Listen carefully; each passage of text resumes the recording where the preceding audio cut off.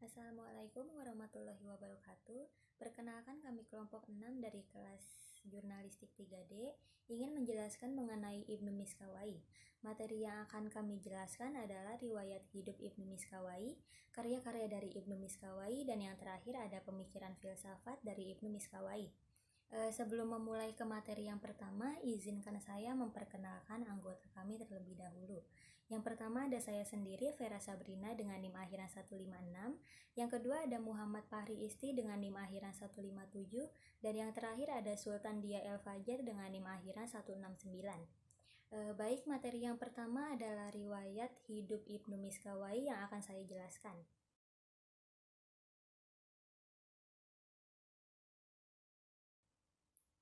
Abu Ali Al-Khozin Ahmad Ibnu Muhammad bin Yakub bin Miskawai, atau yang biasa kita kenal Ibnu Miskawai, adalah seorang filsuf muslim yang memusatkan perhatiannya pada etika Islam. Sebenarnya ia juga seorang sejarawan, tabib, ilmuwan, dan sastrawan. Pengetahuannya tentang kebudayaan Romawi, Persia, dan India sangat luas, begitu juga tentang filsafat Yunani. Ibnu Miskawai lahir di kota Rai, atau sekarang kita kenal Teheran. Kota ini termasuk di wilayah Irak. Terkait umur beliau juga tidak ada kejelasan, hanya saja dituliskan bahwa beliau berumur cukup panjang dan meninggal dunia di Isfahan pada tahun 421 Hijriah atau 1030 Masehi. Beliau menetap di Isfahan dan menekuni bidang kimia, filsafat, logika, sastra, dan sejarah dalam waktu yang cukup lama. Ibnu Miskawai hidup pada masa pemerintahan Bani Abbas yang berada di bawah pengaruh Bani Buaih yang beraliran Syiah dan berasal dari keturunan Parsi. Bani Buaih yang mulai berpengaruh sejak Hifa al-Mustaqfi mengangkat Ahmad bin Buaih sebagai Perdana Menteri dengan gelar Mu'izz al-Daulah pada 945 Masehi. Pada tahun ini juga Ahmad bin Buaih berhasil menaklukkan Baghdad di saat Bani Abbas berada di bawah pengaruh kekuasaan Turki. Dengan demikian, pengaruh Turki terhadap Bani Abbas digantikan oleh Bani Buaih yang dengan leluasa melakukan penurunan dan pengangkatan khalifah-khalifah Bani Abbas. Puncak dari Bani Buaih adalah pada masa Adud al-Daulah pada tahun 367 Hijriah sampai 372 Hijriah. Dan pada masa inilah Ibnu Miskawai memperoleh kepercayaan untuk menjadi bendaharawan dari Adud al-Daulah. Beliau pun akhirnya dijuluki Abu Al-Khozin atau sang penyimpan, karena ia menyimpan buku-buku milik Khalifah Al-Malik Adud al-Daulah bin Buaih yang berkuasa dari tahun 367 Hijriah hingga 372 Hijriah.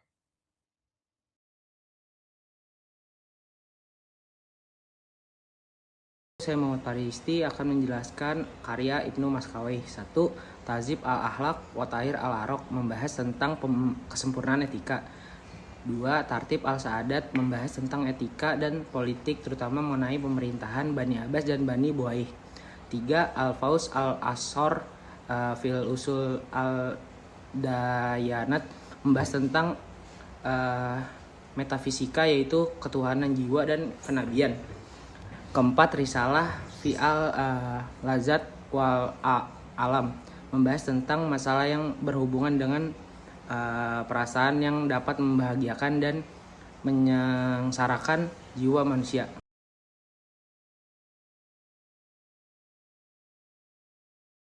Pemikiran filsafat menurut Ibnu Miskawai, yaitu ada konsep manusia. Manusia atau biasa disebut dengan al-insan, ada yang menyatakan bahwa kata ini berasal dari kata an-nisyan, yang berarti lupa, dan seakan-akan memberikan justifikasi bahwa ketika manusia tidak menepati janji atau mengerjakan hal-hal yang bersifat negatif dengan alasan lupa merupakan kesalahan yang wajar-wajar saja. Menurut pandangannya, manusia adalah makhluk yang memiliki keistimewaan, karena dalam kenyataannya manusia memiliki daya pikir. Berdasarkan daya pikir tersebut, manusia dapat membedakan antara yang benar dan yang salah, serta yang baik dan yang buruk. Manusia yang kemanusiaannya paling sempurna ialah mereka yang paling benar cara berpikirnya, serta yang paling mulia usaha dan perbuatannya. Selain itu, Ibnu Miskawai berpendapat bahwa untuk mewujudkan kebaikan manusia harus membina kerjasama, Usaha untuk mewujudkan kebaikan merupakan indikator dari tingkat kesempurnaan dan tujuan dari penciptaan itu sendiri. Adapun hal yang menarik dari pemikiran Ibnu Miskawayh ialah ia mampu memberikan pemahaman konsep manusia dengan pendekatan filosofis melalui pembendaharaan kata yang ada, sehingga membuat manusia termotivasi untuk berbuat baik serta melakukan hal-hal yang bermanfaat untuk diri sendiri dan untuk orang lain. Konsep jiwa manusia. Dalam diri manusia, Ibnu Miskawayh menjabarkan bahwa selain terdapat tubuh, terdapat juga sesuatu yang bukan tubuh, dan bukan pula aksiden tubuh. Ia pada wujudnya tidaklah butuh pada kekuatan tubuh. Ia adalah substansi sederhana, tidak dapat ditangkap oleh indera jasmani. Itulah yang Ibnu Miskawayh disebut sebagai jiwa. Ibnu Miskawayh menyebutkan bahwa jiwa merupakan zat pada diri kita yang bukan merupakan tubuh, bukan pula bagian dari tubuh, bukan pula sifat, peserta pada substansi. Wujudnya tidak memerlukan potensi tubuh, tetapi ia substansi yang tidak berdiri berdasarkan unsur-unsur, tidak dapat diindra oleh penginderaan. Aktivitas jiwa memiliki aktivitas yang berbeda dari aktivitas tubuh, dan bagiannya serta sifat-sifatnya, hingga tidak menyertainya dalam segala hal. Jiwa dapat menerima gambaran tubuh manusia. Setiap tubuh mempunyai gambaran, maka tugas jiwa menerima gambaran itu. Namun, ia tidak akan menerima jenis gambaran lain apabila gambaran pertama yang ia terima belum dilepaskan oleh tubuh. Selanjutnya, konsep akhlak. Pemikiran Ibnu Miskawayh dalam bidang akhlak termasuk salah satu yang mendasar. Konsepnya dalam bidang pendidikan. Konsep akhlak yang ditawarkan berdasar pada doktrin jalan tengah. Secara umum, Ibnu Miskawayh memberi pengertian jalan tengah tersebut antara lain dengan keseimbangan, moderat, harmoni, utama, mulia, atau posisi tengah antara dua ekstrim. Akan tetapi, ia tampak cenderung berpendapat bahwa keutamaan akhlak secara umum diartikan sebagai posisi jalan tengah antara ekstrim kelebihan atau ekstrim kekurangan masing-masing jiwa manusia. Pembahasan tentang kebahagiaan ini adalah buah teori jalan tengah sebagai teori yang dimunculkan oleh Ibnu Miskawayh. Munculnya teori ini pada dasarnya sebagai bentuk solusi antara dua teori yang muncul pada saat itu, yaitu teori yang dimunculkan oleh Plato dan teori yang dimunculkan oleh Aristoteles. Di antara kedua teori inilah, kemudian Ibnu Miskawayh memunculkan teori jalan tengah, yang berbunyi bahwa segala sesuatu memerlukan pertimbangan yang baik. Dapat dilihat dari faktor-faktor. Teori ini dapat dipahami sebagai doktrin yang mengandung arti dari nuansa dinamika. Letak dinamikanya paling tidak pada tarik-menarik antara kebutuhan, peluang, kemampuan, dan aktivitas. Sebagai makhluk sosial, berada dalam gerak dinamis mengikuti perkembangan zaman. Pendidikan etika Islam Ibnu Miskawayh. Konsep pendidikan etika yang dikemukakan oleh Ibnu Miskawayh cukup kompleks. Dia memulai pembahasan tentang etikanya dengan menganalisis kebahagiaan dan mendefinisikan kebaikan manusia. Bagaimana cara memperoleh kebahagiaan dan kebaikan tersebut, serta garis besar pembahasan mengenai pendidikan etika terangkum ke dalam beberapa masalah pokok, yaitu ada kebaikan, kebahagiaan, dan keutamaan. Ketiga permasalahan pokok ini yang kemudian mengantarkan manusia terhadap pencapaian nilai moral yang tinggi. Tiga permasalahan pokok tersebut rupanya memerlukan pendidikan sebagai alat untuk mencapainya. Maka dari itu kemudian muncul istilah pembinaan etika. Mengingat pentingnya pembinaan etika ini, Ibnu Miskawayh memberikan perhatian yang cukup besar terhadap pendidikan-pendidikan anak. Ia menyebutkan bahwa masa kanak-kanak merupakan mata rantai jiwa, hewan dengan jiwa manusia berakal. Pada jiwa anak berakhirlah ufuk hewani dan dinamakan ufuk manusiawi. Karena itu, sedini mungkin anak-anak harus dididik dengan etika yang baik dan mulia. Sebab kesan pada pendidikan dini inilah yang akan berakar kuat dalam kehidupan mereka di masa yang akan datang.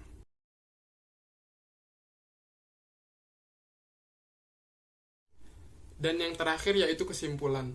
Ibnu Miskawai adalah seorang filsuf muslim yang memutuskan perhatiannya pada etika Islam. Beliau menetap di Isfahan dan menekuni bidang kimia, filsafat, logika, sastra, dan sejarah dalam waktu yang cukup lama. Dan di tempat ini juga Ibnu Miskawai meninggal pada tahun 421 Hijriah atau 1030 Masehi. Dan pada masa inilah Ibnu Miskawai memperoleh kepercayaan untuk menjadi bendaharawan dari Adhud al-Daulah. Beliau pun akhirnya dijuluki sebagai Abu al-Kahzin, yang artinya sang penyimpan, karena ia menyimpan buku-buku milik Khalifah Al-Malik Ad-Dud al-Daulah, yaitu yang sudah disebutkan tadi karya-karya beliau.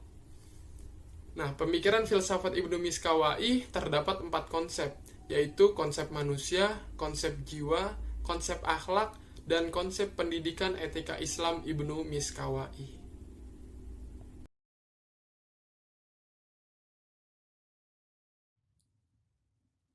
Pandangan saya terhadap Ibnu Miskawai ini, menurut saya kita bisa mengikuti jejak beliau yang memiliki sikap kegigihan dalam dirinya. Ia rela menetap di Isfahan untuk menekuni beberapa bidang yaitu kimia, filsafat, logika, dan sebagainya. Selain itu bisa kita lihat bahwa karya dari Ibnu Miskawai ini tidak lepas dari kepentingan pendidikan akhlak, yang berarti akhlak itu adalah poin utama dalam diri manusia. Kesimpulannya adalah Ibnu Miskawai juga diberi gelar sebagai guru yang ketiga sesudah Aristoteles sebagai guru pertama dan Al-Farabi sebagai guru yang kedua. Ibnu Miskawai dianggap sebagai guru etika. Salah satunya adalah keterangan beliau yang berjudul Takzibul Akhlak atau Pendidikan Budi. Selanjutnya menurut Ibnu Miskawai, akhlak itu merupakan bentuk jamak dari khuluq, kedamaian jiwa yang mengajak atau mendorong seseorang untuk melakukan perbuatan-perbuatan tanpa difikirkan dan diperhitungkan sebelumnya. Pandangan saya tentang Ibnu Miskawai, beliau mengungkapkan ada saatnya manusia mengalami perubahan hati sehingga menumbuhkan aturan-aturan syariat, nasihat dan ajaran adat istiadat terkait sopan santun. Bahkan kita melihat betapa pentingnya proses pendidikan akhlak kepada anak. Jiwa seseorang itu seperti putaran mata rantai, mulai dari jiwa kebinatangan maupun jiwa manusia yang berakal sehat. Sementara itu, nilai-nilai budaya luhur yang baik maka akan menumbuhkan keutamaan yang sangat diperlukan seperti aspek jasmani maupun rohani, dan mewajibkan bagaimana cara pergaulan anak-anak terhadap sesamanya, dan perlu adanya suatu proses penanaman yang intensif dan secara rutin agar terciptanya sifat kejujuran, qanaah, pemurah, dan suka mengalah, serta mengutamakan kepentingan orang lain, selanjutnya taat dan menghormati kedua orang tua. Bismillahirrahmanirrahim. Assalamualaikum warahmatullahi wabarakatuh. Saya Muhammad Paristi akan menjawab pertanyaan dari kawan-kawan kita, yaitu pertama dari Rizky Maulana. Pertanyaannya adalah, konsep pendidikan etika yang dikemukakan Ibnu Miskawai cukup kompleks. Dia memulai pembahasan tentang etikanya dengan menganalisa kebahagiaan dan mendefinisikan kebaikan manusia. Pertanyaannya adalah, bagaimana cara memperoleh kebahagiaan dan kebaikan tersebut? Jawabannya adalah, menurut saya secara garis besar pembahasan mengenai pendidikan etika rangkum ke dalam 3 masalah pokok, yaitu kebahagiaan, kebaikan, dan keutamaan. Dari 3 permasalahan pokok ini yang kemudian mengantarkan manusia terhadap pencapaian nilai moral yang tinggi. Masing-masing maksud dari 3 pokok permasalahan tersebut adalah kebaikan. Menurut beliau, maksud saya menurut Ibnu Miskawai, kebaikan adalah suatu keadaan di mana kita sampai kepada batas akhir dan kesempurnaan wujud. Kebaikan mutlak dengan yang identik dengan wujud tertinggi. Semua bentuk kebaikan secara bersama-sama berusaha mencapai kebaikan mutlak tersebut. Kebaikan mutlak pada umumnya tadi adalah kebaikan bagi seluruh manusia dalam kedudukan sebagai manusia. Sedangkan kebaikan khusus adalah kebaikan bagi seseorang secara pribadi. Kebaikan dalam bentuk akhir inilah yang dinamakan kebahagiaan. Dengan demikian antara kebaikan dan kebahagiaan dapat dibedakan. Kebaikan mempunyai identitas tertentu yang berlaku umum bagi manusia, sedangkan kebahagiaan berbeda-beda tergantung pada orang-orang yang berusaha memperolehnya. Pertanyaan kedua yaitu pertanyaan dari Intan Senja Nurfitri. Pertanyaannya adalah bagaimana tujuan dan fungsi pendidikan akhlak menurut Ibnu Maskawai. Di sini saya akan menjawab, menurut Ibnu Maskawai, tujuan pendidikan akhlak terwujudnya sikap batin yang mampu mendorong secara spontan untuk melahirkan semua perbuatan yang bernilai baik sehingga mencapai kesempurnaan dan memperoleh kebahagiaan sejati dan sempurna.